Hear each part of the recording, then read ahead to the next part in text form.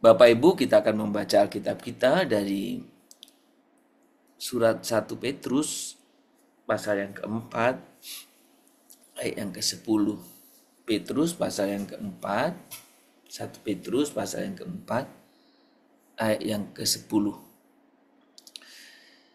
Layanilah seorang akan yang lain sesuai dengan karunia yang telah diperoleh tiap-tiap orang sebagai pengurus yang baik dari kasih karunia Allah. Saudara, ketika hari ini kita berbicara tentang topik besarnya bagaimana keluarga menjadi sarana pembaharuan Allah, pagi ini kita akan melihat satu topik kecil, melayani bersama, diperbaharui bersama. Jadi pada waktu saya melihat satu keluarga yang mengambil bahagian di dalam sebuah pelayanan dan ketepatan keluarga besar, saya sangat tersentuh dan saya sangat terharu melihatnya. Tidak satu orang pun yang tidak ambil bahagian dalam pelayanan itu. Ada setiap anak-anaknya itu ada berapa belasan anak-anaknya ya, itu mengambil bagian semuanya. Mama papanya pun sama. Satu sukacita sebenarnya. Nah, saudara, setiap anggota keluarga sebenarnya juga adalah pelayan Tuhan dengan peran yang Tuhan anugerahkan kepada mereka masing-masing. Kalau kita memperhatikan di sini, kita juga bisa melihat selain anggota keluarga itu sebagai pelayan, anggota keluarga juga ladang pelayanan kecil yang Tuhan percayakan kepada kita. Jadi di satu sisi mereka adalah pelayan, di satu sisi mereka juga adalah ladang pelayanan. Nah, dalam keluarga kasih diuji, kesabaran ditempa, dan tentu karakter dibentuk. Di mana? Di dalam keluarga. Di dalam keluarga lah ada banyak pembentukan terjadi. Maka di dalam keluarga itu tidak salah kalau kita juluki sebagai sekolah iman yang lengkap. Saudara, namun demikian di dalam keluarga lah pelayanan sejati juga dimulai. Jadi bukan di gereja, bukan di tempat-tempat tertentu, tetapi di rumahlah pelayanan yang benar-benar itu mulai dimulai. Jadi ketika kita berbicara tentang keluarga, keluargalah tempat di mana kita belajar melayani, belajar mengasihi, belajar melakukan banyak hal tanpa pamrih, saudara.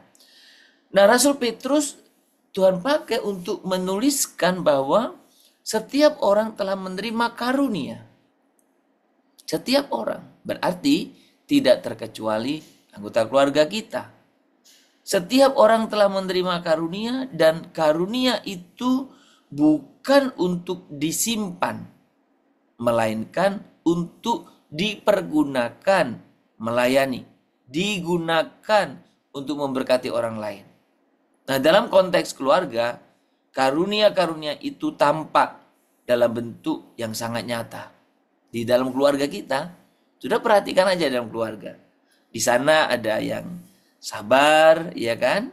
Di sana ada yang setia berdoa. Di sana ada yang rajin bekerja. Di sana ada yang rajin hospitality dalam keluarga. Di sana ada yang berkata-kata lembut, ada yang rajin melakukan ini melakukan itu, ada yang malas juga kadang.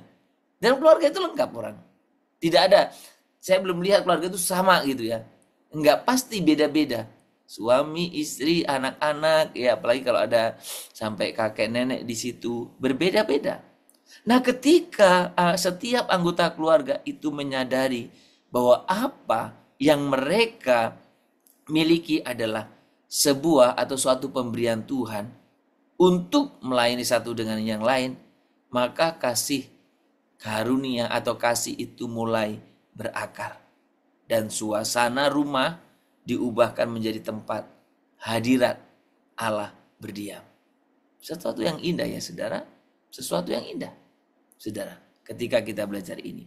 Nah, melayani bersama bukan hanya soal melakukan banyak hal. Kesalahan banyak orang itu ketika kita berbicara melayani berarti kita melakukan banyak hal. Lakukan ini, lakukan itu, lakukan ini, aktivitas. Padahal melayani itu berarti juga dalam hakikatnya, secara esensi, menjadi satu di dalam Tuhan. Sudah bayangkan karunia-karunia yang berbeda itu disatukan di dalam Tuhan. Perbedaan-perbedaan itu disatukan di dalam Tuhan, maka perbedaan itu bukan menjadi sumber konflik, bukan menjadi sumber pertentangan, tetapi justru saling menguatkan. Ada banyak perbedaan yang kita miliki di tengah-tengah keluarga. Kalau itu disatukan di dalam Tuhan, itu menjadi kekuatan yang besar. Sinergi di dalam Tuhan, itu hal yang luar biasa. Dalam perjalanan pelayanan, kita sering menemukan bahwa pelayanan tidak hanya mengubah orang lain, tetapi juga membaharui diri kita. Saudara, dengar baik. Kalau selama ini kau berpikir, mau melayani, apalagi juga melayani gereja ya. Aduh, melayani menambah kerepotan, menyusahkan. Saudara, dengar baik. Selain melayani memang itu sebagai bentuk ucapan syukurmu di hadapan Tuhan.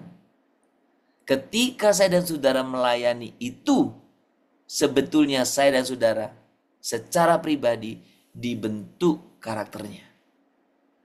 Maka ketika saya dan saudara melayani, milikilah memang jiwa pelayan.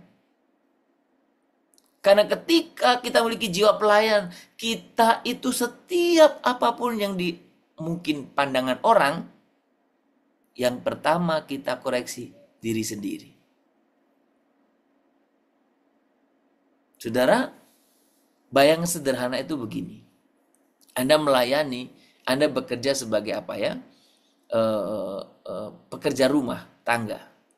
Anda melakukan itu, contoh aja ya. Dan Anda dianggap salah.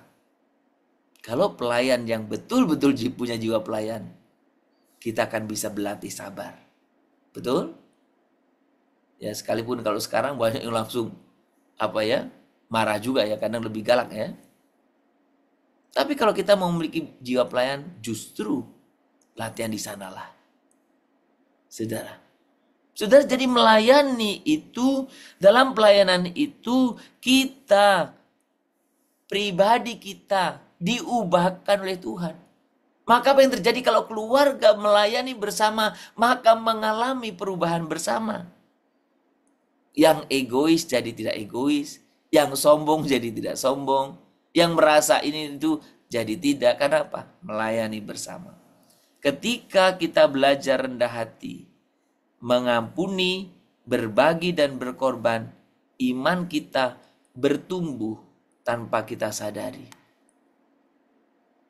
Kalau dalam pelayanan Anda, dimanapun, termasuk di tengah-tengah keluarga, semua itu terjadi, maka iman Anda sedang bertumbuh tanpa saudara sadari. Pelayanan bersama menjadi seperti cermin yang memantulkan kasih Kristus di dalam keluarga kita. Memantulkan kasih Kristus di tengah-tengah keluarga kita. Bahwa Kristus ada di antara kita. Kristus ada di dalam keluarga kita. Kristus menegur ego. Kristus melunakkan hati yang keras. Dan menyalakan semangat untuk terus bertumbuh. Saudara, banyak kita mengalami kesulitan ya. Untuk melatih termasuk anak-anak kita belajar melayani di rumah. Tapi jangan pernah bosan berhenti mengajarinya. Karena itu harus Anda ajarkan di rumah. Belajar melayani di rumah kita. Saudara, Keluarga yang melayani bersama akan menemukan bahwa pembaharuan rohani bukan sekedar pengalaman pribadi. Sekali lagi, keluarga yang melayani bersama akan menemukan bahwa pembaharuan rohani bukan sekedar pengalaman pribadi, melainkan pengalaman kolektif, yaitu pengalaman keluarga, sebuah perjalanan bersama menuju kedewasaan iman.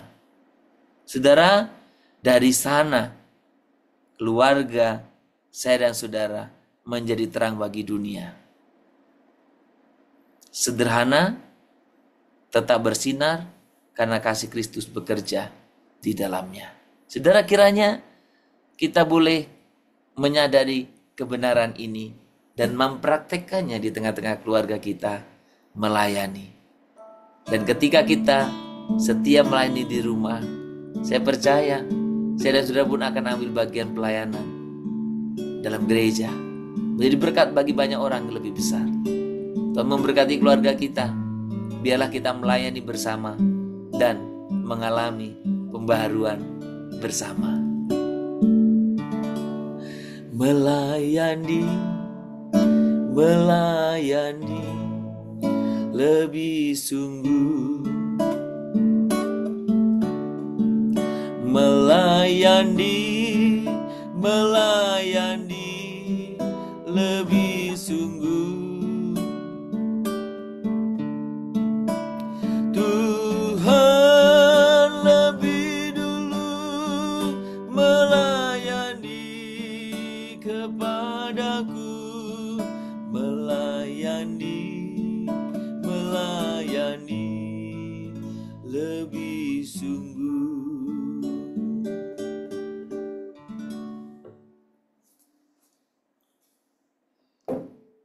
Tuhan Yesus, terima kasih karena Engkau telah mempercayakan kepada kami karunia untuk melayani. Ajar kami setiap pribadi melihat pelayanan bukan sebagai beban, tetapi sebagai anugerah. Jadikan keluarga kami ladang kasih-Mu, tempat kami belajar memberi, mengampuni, dan berjalan bersama dalam kesatuan.